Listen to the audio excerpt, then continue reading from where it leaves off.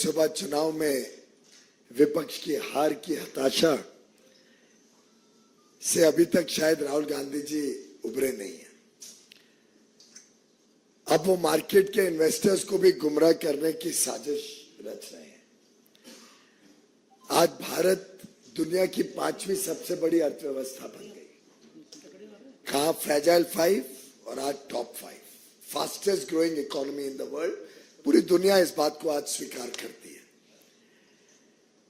प्रधानमंत्री नरेंद्र मोदी जी ने देश को आश्वस्त किया है कि इस टर्म में देश विश्व की तीसरी सबसे बड़ी अर्थव्यवस्था बनने जा रही है। और ये साधारण उपलब्धि नहीं है, पूरा विश्व इसको गहराई से देख रहा है, बड़ी गंभीरता से देख रहा है, समझ रहा है कि ये आगे आने वाले दिनों में प्रधानमंत्री मोदी जी के नेतृत्व में होने जा रहा है। फिर एक बार मोदी सरकार आना निश्चित है और शायद इस बात से राहुल गांधी जी बड़े परेशान नजर आते हैं और अपने बयानों के साथ विदेश और देश के निवेशकों को एक भय के वातावरण में निवेश ना करें, इसके लिए उत्साहित करने की कोशिश कर रहे हैं।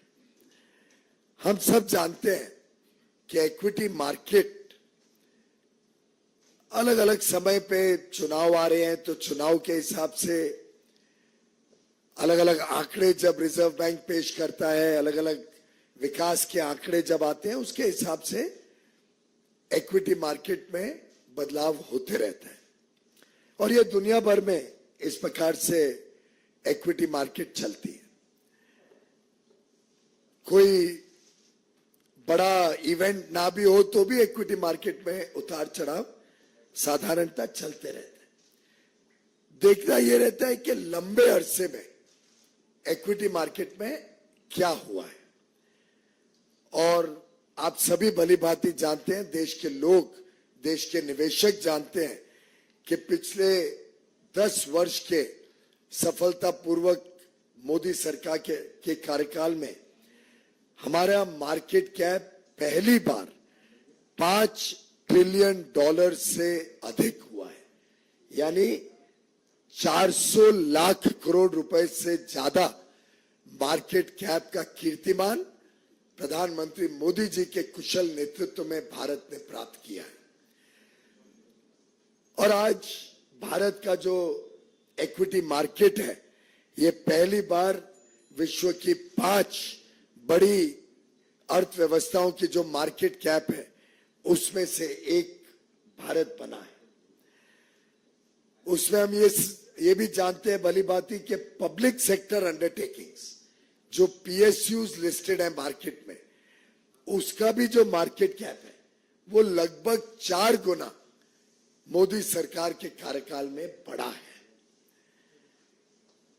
एक डेटा पॉइंट आपको देता हूं जिससे मुझे पूरा विश्वास है भारत की जनता भी बड़ा गर्व महसूस करेगी कि आज से 10 वर्ष पहले जब यूपीए की सरकार थी, जिसका नेतृत्व गांधी परिवार करता था, उस कांग्रेस यूपीए की सरकार के समय भारत का मार्केट कैप मात्र 67 लाख करोड़ था। ओनली 67 लाख करोड़ का मार्केट कैप मई 2014 में विरासत के रूप में मोदी जी को मिला। आज वो बढ़कर 6 जून यानी आज के दिन बढ़कर 415 लाख 415 लाख करोड़ भारत का मार्केट कैप है।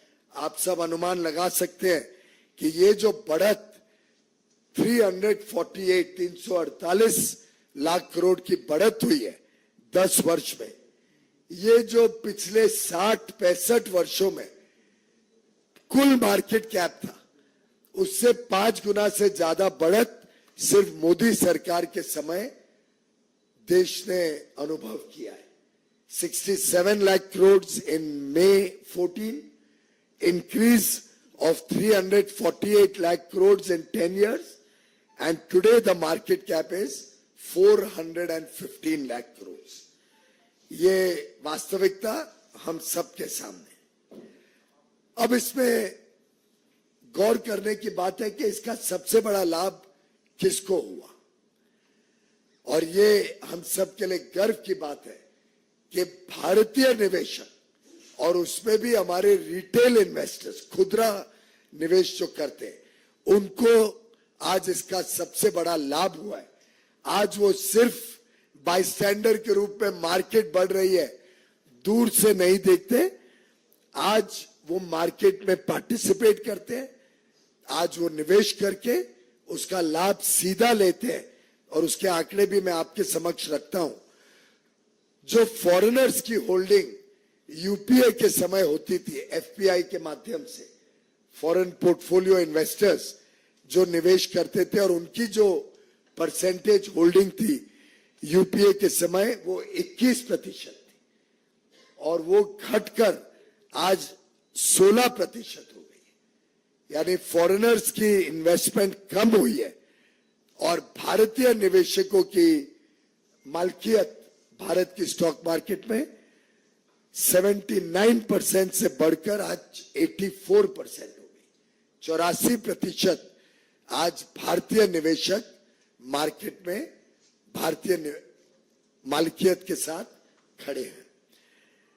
जो म्यूचुअल फंड इंडस्ट्री है, जिसके माध्यम से हम में से कई, खासतौर पे छोटे निवेशक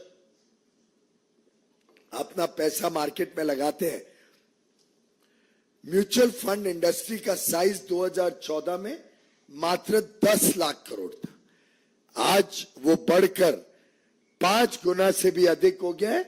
56 लाख करोड़ रुपया म्यूचुअल फंड के माध्यम से भारतीय निवेशक, विशेषकर छोटे निवेशक, आज मार्केट में ये बढ़ती हुई मार्केट का लाभ ले रहे हैं। और ये छोटे खुदरा निवेशक, रिटेल इन्वेस्टर्स ने ये सुनिश्चित किया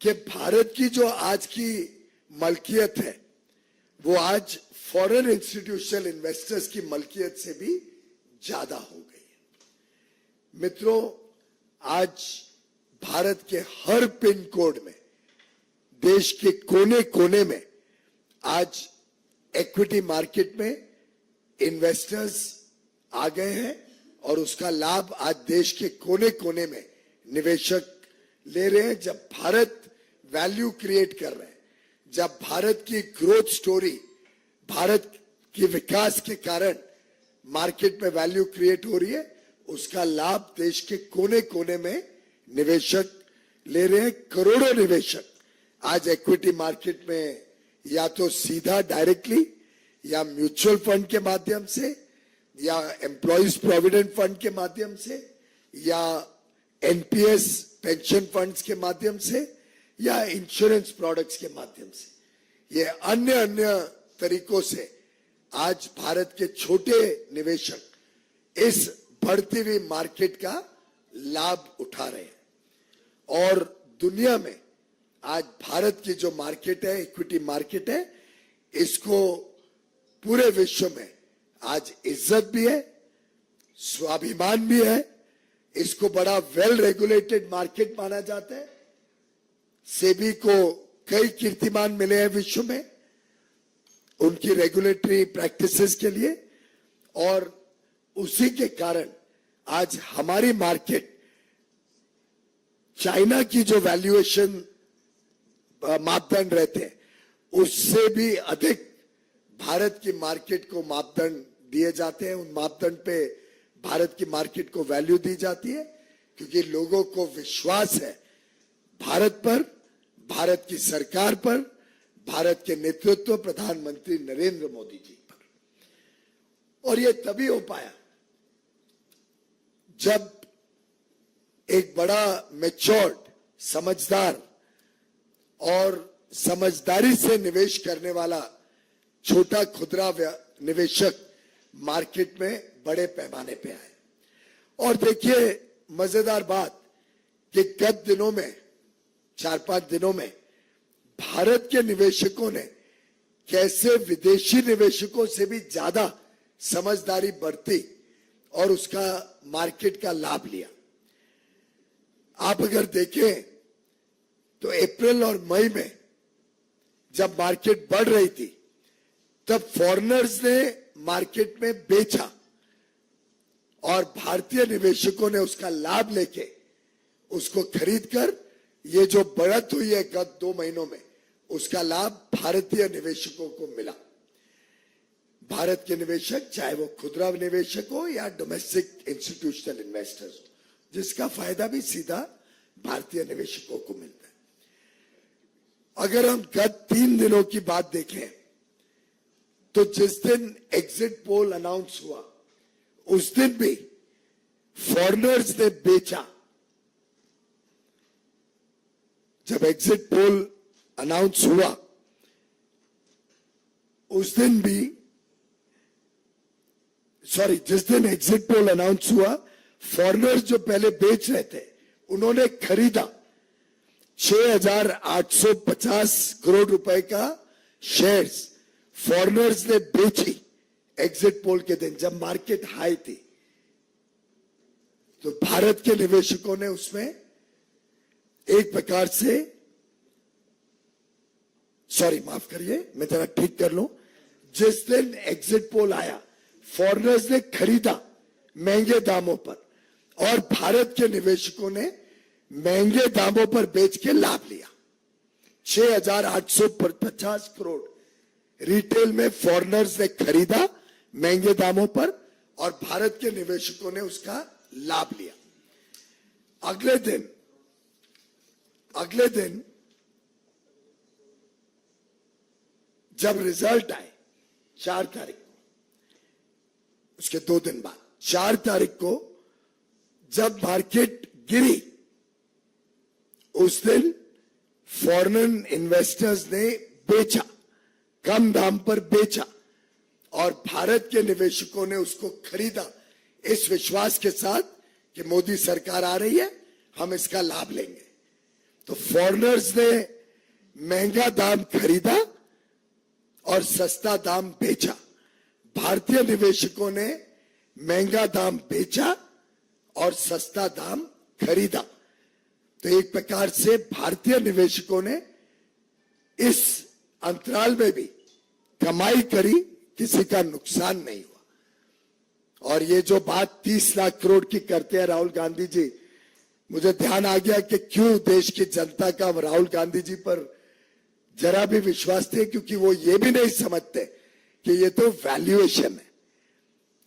वैल्यूएशन से मतलब नहीं है, जो खरीद और बेच होती है उसी का मतलब होता है। और उसमें फॉरेनर्स ने नुकसान पाया, भारत के निवेशकों ने लाभ लिया है।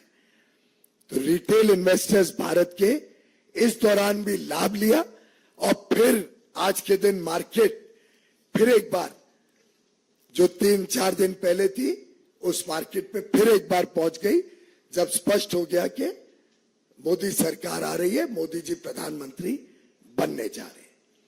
तो मित्रों, 10 साल के मोदी सरकार के सफल काम की वजह से मार्केट में जो हमारे भारतीय निवेशकों ने लाभ लिया ये बड़ा स्पष्ट है।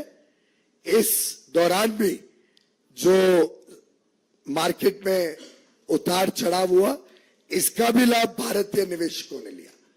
और मैं समझता हूं यही विश्वास दुनिया का भी भारत के ऊपर है, मोदी जी के ऊपर है। फिर एक बार मोदी सरकार आएगी और पूरे विश्व को यह विश्वास है कि भारत की अर्थव्यवस्था तेजी से आगे बढ़ेगी।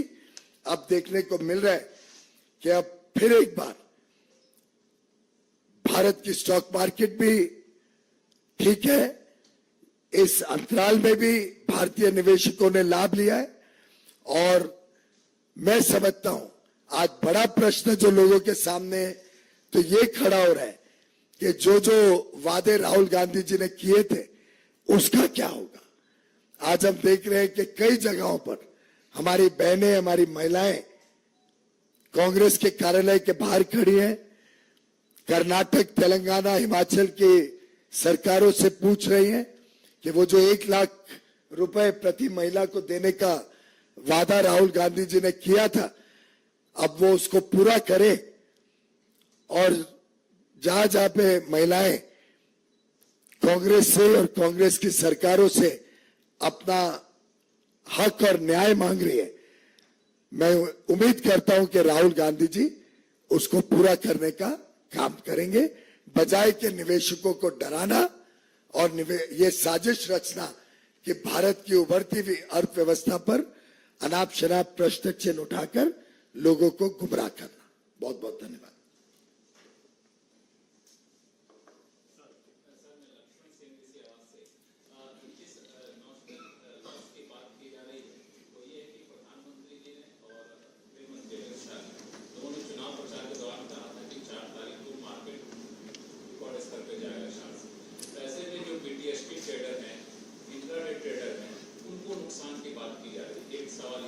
दूसरा सवाल ये है कि क्या हम ऐसी व्यवस्था नहीं कर सकते सीबीआई इलेक्शन कमीशन से मिलकर कि फ्राइडे से लेकर संडे के बीच में रिपोर्ट का आना और फाइनल रिजल्ट का आना आ जाता है कि मार्केट मैनिपुलेशन ना हो सके। पहली बात, जहां तक पहला सवाल है, इसके आंकड़े दर्शाते हैं कि जो भी नोशनल लॉस की बात हो रही है वो तो वैल्यूएशन में है, और जहां तक ट्रेडिंग का सवाल है, ट्रेडिंग में भारतीय निवेशक तो ज्यादा स्मार्ट निकले और उन्होंने वो लॉस नहीं किया।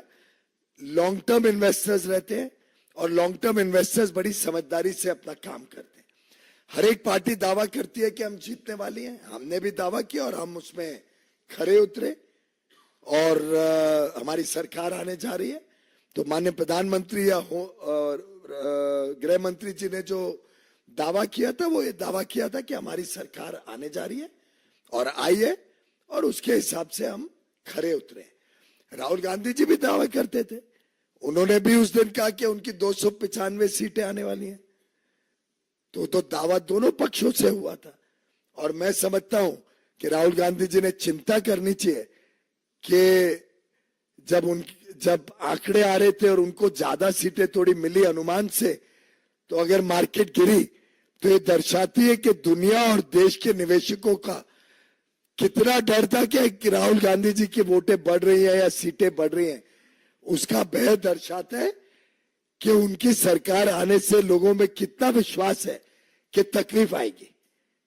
तो उसका तो राहुल गांधी जी ने चिंता करनी चाहिए कि उनकी सीटें थोड़ी बढ़ने से दुनिया में और देश में कितनी खलबली मच गई। अब जब लोगों को विश्वास हो गया कि मोदी सरकार आ रही है, फिर मार्केट स्टेबलाइज हो गई और पुराने आंकड़े वापस आ गए।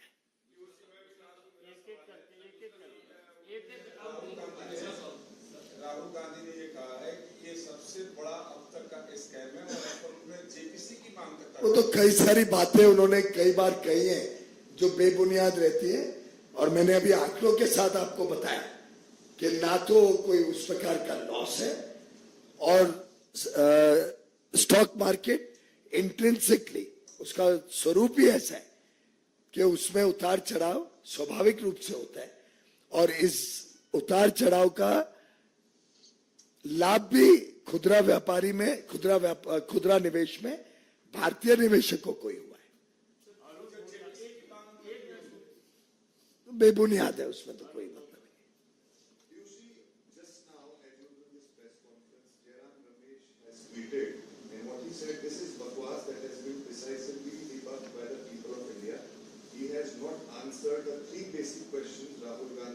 has asked on behalf of crores of Indian retail investors. I have answered all the questions. Jairam Ramesh ji ने सुनी नहीं होगी या तो बात। आप में से कोई बताइए, कोई विषय है जिसमें मैंने अभी तक आपको जवाब नहीं दिया हो।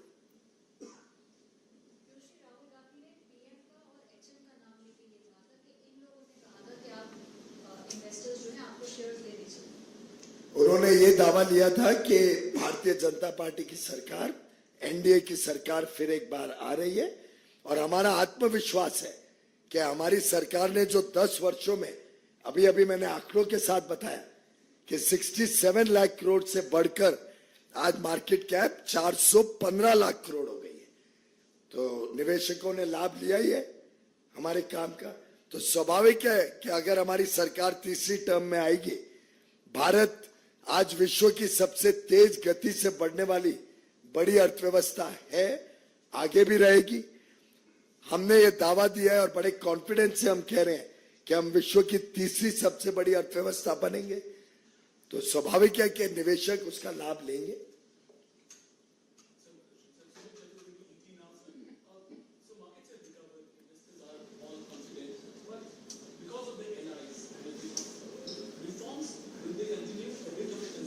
All reforms will continue. The country is poised for a bright future ahead. We are delighted that our allies are equally progressive, whether all our NDA allies are progressive parties. They support reform, they support what is good for the people of India, and they understand that the 10 years of the Modi government have taken the country to newer heights, and have the confidence that under Prime Minister Narendra Modi's able leadership and the big vision with which he has taken the country to today's position of being the world's fastest growing large economy, they are confident that under his leadership, this country will continue to do better and better and become the world's third largest economy while continuing the growth that we are witnessing in the last few years.